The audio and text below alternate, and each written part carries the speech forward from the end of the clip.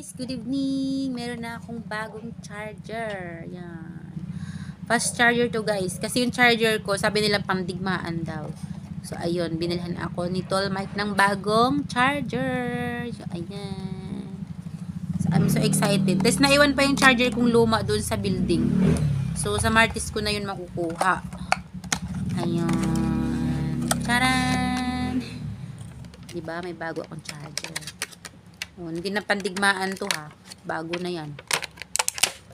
So, yan. Thank you so much, baby ko, for this new charger. Hindi na ako maglalagay ng mga tape. Kasi yung luma kong charger, may mga tape kasi yung pandigmaan na kasi yun. So, ayan. Ito yung aking adapter. Ayan. O, diba? Meron akong bagong chargers. Ayun, bye-bye guys. Thank you for watching.